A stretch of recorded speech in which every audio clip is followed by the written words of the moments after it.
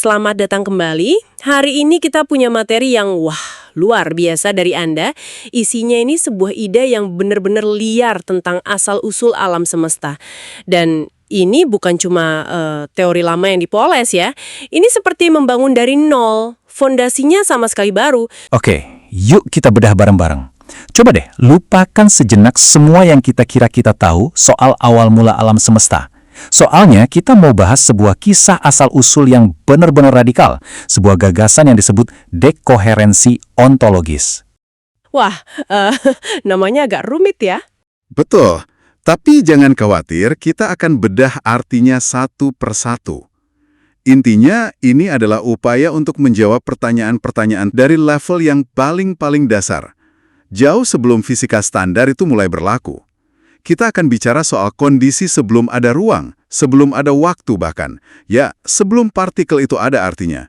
Kita benar-benar mulai dari sebelum permulaan. Oke. Mari kita bongkar ini deh.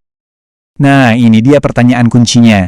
Cerita yang biasa kita dengarkan, alam semesta itu meledak dari satu titik. Tapi gimana kalau itu sebetulnya bukan ledakan sama sekali? Gimana kalau itu lebih mirip sebuah transisi dari sesuatu yang jauh lebih fundamental? Coba deh kita mulai dengan pertanyaan provokatif ini. Bagaimana jika ruang dan waktu yang kita anggap sebagai panggung alam semesta sebenarnya bukan panggung sama sekali? Bagaimana kalau mereka justru aktor yang baru muncul di tengah pertunjukan? Dan yang lebih gila lagi, bagaimana jika massa itu bukan penyebab gravitasi, melainkan justru akibatnya? Oke, jadi gini. Di satu sisi, kita punya singularitas Big Bang, satu titik super padat di mana semua hukum fisika ambyar. Nah, di sisi lain, ada ide yang beda total. Awal mula kita itu bukan sebuah titik, tapi sebuah perubahan wujud. Ya, sebuah transisi fase, mirip kayak es yang mencair jadi air. Tapi ini terjadi dalam skala kosmik yang nggak kebayang. Cerita kosmos itu mulanya dari Big Bang. Tapi materi ini memulainya dari pertanyaan yang jauh lebih fundamental. Dari mana datangnya massa? Dan untuk menjawabnya, kita diperkenalkan pada dua aktor utama yang sudah ada bahkan sebelum semesta kita ada. Terus kalau belum ada ruang dan waktu, apa dong yang ada? Nah, model ini bilang sebelum segala sesuatu ada, yang ada itu cuma dua prinsip dasar yang eksis barengan. Yang pertama namanya energi potensial murni. Ini bukan energi panas atau energi gerak, kan? Tepat sekali. Ini lebih seperti potensi murni. Kapasitas untuk berubah, tapi yang belum berubah sama sekali. Coba bayangkan sebuah kanvas putih tak terbatas. Ia punya potensi untuk menjadi lukisan apapun, tapi saat ini ia hanyalah kemungkinan murni. Sifatnya statis, tidak ada di mana-mana secara spesifik, karena di mana itu sendiri belum ada. Coba bayangin ini tuh bukan energi kayak listrik ya, tapi lebih kayak selembar kertas kosong yang ukurannya tak terhingga dengan kemungkinan tanpa batas. Dia punya potensi buat jadi apa aja, tapi ya dia diam aja. Statis, nggak ngapa-ngapain, dan ada di mana-mana sekaligus. Oke, jadi kita punya kemungkinan murni, potensi, lalu? Prinsip kedua, gravitasi non-linear. Ini kedengarannya berat sih. Kalau bukan gaya tarik seperti yang diajarkan Newton, lalu ini apa? Bisa diibaratkan seperti apa ya? Nah, ini dia salah satu lompatan konseptual terbesarnya. Lupakan dulu soal apel yang jatuh. Gravitasi primordial ini lebih seperti sebuah prinsip abstrak, sebuah kecenderungan inheren untuk membentuk hubungan dan struktur. Ia adalah prinsip keterhubungan itu sendiri. Dan yang paling radikal, ia sudah ada bahkan ketika belum ada massa untuk ditarik atau ruang untuk dilengkungkan. Dia semacam keinginan untuk membentuk pola, bahkan di atas kanvas yang masih kosong. Eits, tapi jangan bayangin gravitasi yang narik apel jatuh ya. Beda banget. Anggap aja ini semacam dorongan bawaan untuk terhubung, untuk membentuk hubungan, untuk bikin struktur. Dia itu prinsip pengikat yang dinamis, yang lagi nungguin ada sesuatu buat diikat. Jadi kita punya dua hal. Potensi statis yang tak terbatas, dan prinsip dinamis yang ingin membentuk pola. Dan keduanya ada bersamaan dalam keadaan yang disebut praruang dan prawaktu. Ini bukan interaksi fisika ya, seperti dua benda bertabrakan, karena belum ada ruang untuk bergerak. Ini lebih seperti sebuah momen kesadaran.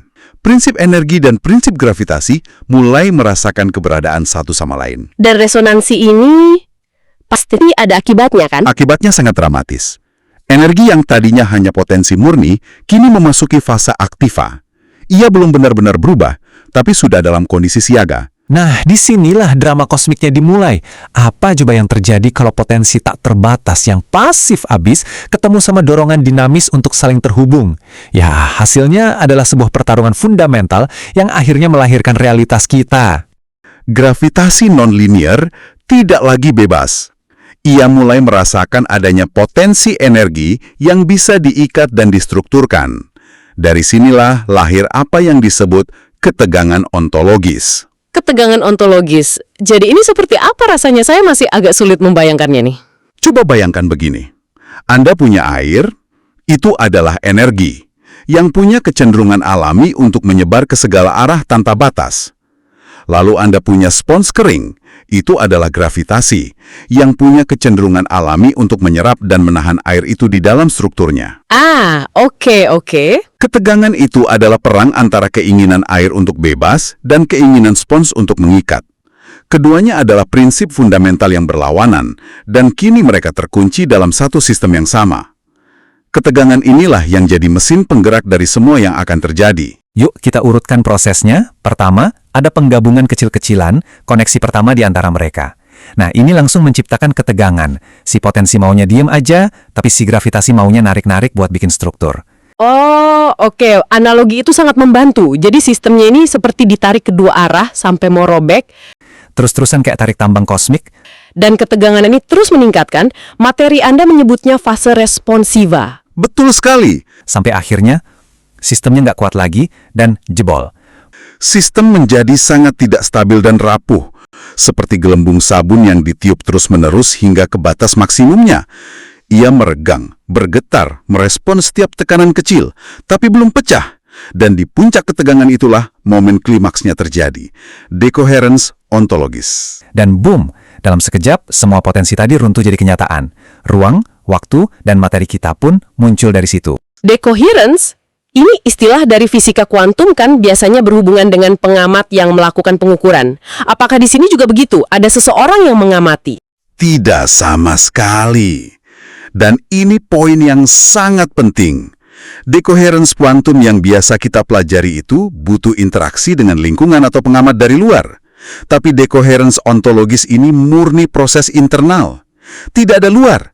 Ini pelepasan ketegangan yang tak terhindarkan dari dalam sistem itu sendiri. Ini seperti bendungan raksasa yang retak dan akhirnya pecah karena tekanan air yang begitu besar dari dalam, bukan karena ada yang meledaknya dari luar. Memang, koherensi murni yang menyatukan semua kemungkinan harus runtuh. Simetri primordial yang sempurna harus hancur. Satu kesatuan kemungkinan harus pecah menjadi banyak kenyataan aktual. Momen inilah kelahiran itu sendiri, di mana potensi yang tak terbatas runtuh menjadi sesuatu yang aktual dan terwujud. Oke, jadi simetri itu pecah, seperti kaca yang hancur. Tapi apa yang muncul dari serpihannya? Apakah kita langsung dapat alam semesta yang kita kenal dengan proton dan elektron? Rasanya kok terlalu ajaib. Tentu tidak. Prosesnya tidak seinstan itu. Menurut kerangka ini, yang pertama kali muncul bukanlah partikel stabil yang kita kenal, melainkan apa yang bisa digambarkan sebagai gumpalan aktualisasi energi atau awan partikel. Anggap saja seperti uap panas yang baru keluar dari ketel. Ia sudah nyata, sudah terlokalisasi, tapi belum punya bentuk atau struktur yang jelas. Oke. Dari uap inilah, secara bertahap, realitas kita mengkristal dengan urutan yang sangat logis. Urutan ini kedengarannya sangat rapi. Waktu, ruang, lalu materi. Hampir terlalu rapi. Apakah ada alasan kuat mengapa urutannya harus seperti itu dan tidak bisa dibalik? Alasannya karena yang satu menjadi prasyarat bagi yang lain. Pertama, muncul waktu. Begitu ada perubahan, dari potensi menjadi aktual, maka konsep urutan sebelum dan sesudah jadi mungkin. Waktu, dalam kerangka ini, bukanlah sebuah wadah. Ia properti dari perubahan itu sendiri. Tanpa perubahan, tidak ada waktu. Oke, masuk akal. Perubahan dulu, baru waktu. Lalu ruang. Nah, setelah ada cukup banyak gumpalan energi yang aktual dan terus berubah, pola-pola relasi di antara mereka mulai terbentuk dan stabil. Ruang dalam kerangka ini adalah properti dari struktur. Ruang adalah pola relasi yang stabil dan berulang di antara hal-hal yang sudah aktual. Anda tidak bisa punya relasi tanpa ada sesuatu untuk dihubungkan, kan? Makanya, ruang muncul setelahnya. Lalu yang ketiga, akhirnya muncul materi dan massa. Betul. Dan ini dia bagian yang paling penting, yang benar-benar ngebalikin logika kita. Biasanya kan kita mikir, ada massa dulu, baru massa itu menciptakan gravitasi. Model ini bilang, justru sebaliknya. Prinsip gravitasinya ada duluan, dan dialah yang nangkep energi potensial tadi, sampai akhirnya menciptakan massa. Jadi gravitasi itu penyebabnya, bukan akibatnya. Gokil kan? Ketika gumpalan-gumpalan energi itu yang sudah ada dalam ruang dan waktu mulai terkunci dalam pola-pola relasional yang sangat stabil oleh gravitasi non-linear primordial, itulah yang kita sebut materi. Dan massa secara fundamental adalah resistensi struktur tersebut terhadap perubahan. Jadi, massa adalah properti energi yang terstruktur dan terikat. Tunggu dulu, ini harus kita garis bawahi. Ini benar-benar membalik semua yang kita pelajari di fisika dasar. Biasanya kita berpikir ada benda, ada massa dulu, baru benda itu punya energi. Tapi kerangka ini bilang ada energi dulu, lalu energi itu terjebak dalam sebuah struktur. Dan keterjebakan itulah yang kita sebut massa? Benar pemahaman saya? Tepat sekali. Anda menangkap intinya dengan sempurna. Massa bukanlah sesuatu yang fundamental. Ia adalah properti emergen. Ia adalah ukuran seberapa malas atau seberapa sulit sebuah struktur energi untuk diubah. Saya masih agak bingung soal gravitasi. Jadi ada dua jenis. Gravitasi nonlinear primordial dan gravitasi Einstein yang kita kenal. Apa mereka ini seperti ayah dan anak? Analogi yang sangat menarik. Bisa dibilang begitu. Gravitasi primordial adalah prinsip relasional yang abstrak. Sang ayah yang memungkinkan semua struktur ini lahir. Dan gravitasi Newton atau Einstein yang kita rasakan setiap hari yang membuat apel jatuh adalah anaknya. Efek sisa, gema, atau manifestasi sekunder yang baru muncul setelah ruang, waktu, dan massa terbentuk. Jadi, yang kita alami sehari-hari ini hanyalah bayangannya saja. Oke, sekarang jauh lebih jelas. Jadi, apa artinya semua ini? Mari kita coba bandingkan. Kalau Einstein itu ibaratnya menjelaskan aturan main catur di atas papan yang sudah ada. Apakah kerangka Klaproth ini, begitu disebut di catatan Anda, mencoba menjelaskan dari mana papan catur dan bidaknya berasal? Oke, saya tahu. Ceritanya agak ribet ya. Tapi pertanyaannya, buat apa sih mikirin ini semua? Nah, yang keren banget adalah, kerangka berpikir baru ini ternyata bisa loh ngejawab beberapa misteri fisika paling besar yang sampai sekarang bikin pusing para ilmuwan. Relativitas umum Einstein adalah teori yang brilian tentang dinamika di dalam alam semesta. Ia mengasumsikan panggung bernama ruang-waktu sudah ada, titik. Lalu teorinya menjelaskan bagaimana massa dan energi memberitahu ruang-waktu cara melengkung dan bagaimana kelengkungan itu memandu gerak. Ini pertanyaan di level geometris. Sementara kerangka Klaproth ini? Bertanya dari mana panggung itu muncul. Ia tidak mengasumsikan adanya ruang dan waktu. Sebaliknya, ia mengajukan bahwa gravitasi non-linear primordial adalah kondisi yang memungkinkan massa, ruang, dan waktu untuk lahir. Lahir dari keadaan simetri murni melalui proses decoherence. Ini pertanyaan di level ontologis tentang keberadaan itu sendiri. Singkatnya, Einstein menjelaskan bagaimana gravitasi bekerja. Kerangka ini mencoba menjelaskan mengapa gravitasi, massa, dan alam semesta kita ada sejak awal. Kan jadi dongeng. Gimana cara kita tahu ini salah atau benar? Sebuah ide radikal harus bisa diuji, dan yang lebih penting harus bisa dibuktikan salah. Coba kita lihat tabel ini. Masalah singularitas di awang alam semesta nggak ada lagi. Awalnya itu transisi fase, bukan titik aneh tak terhingga. Terus, masalah pengukuran di fisika kuantum, di sini realitas jadi nyata itu kejadian objektif, nggak perlu ada yang ngamatin. Dan yang paling luar biasa, konstanta kosmologis, kesalahan prediksi terbesar sepanjang sejarah fisika, dijelaskan dengan elegan sebagai sisa-sisa energi dari proses dekoherensi yang nggak 100% sempurna. Ini nunjukin betapa dalamnya teori ini. Kalau teorinya Einstein itu ibarat ngejelasin gimana aktor, planet, bintang bergerak di atas panggung ruang waktu, nah, model ini beda. Dia nggak cuma ngejelasin aktornya, tapi dia nanya, ini panggungnya sendiri datang dari mana sih? Jauh lebih fundamental kan? Apa prediksi spesifik dari kerangka ini yang bisa kita cari di alam semesta? Ini bagian yang paling krusial. Dan materi Anda sangat tegas soal ini. Ada beberapa prediksi konkret yang bisa menjadi saklar pemati untuk teori ini.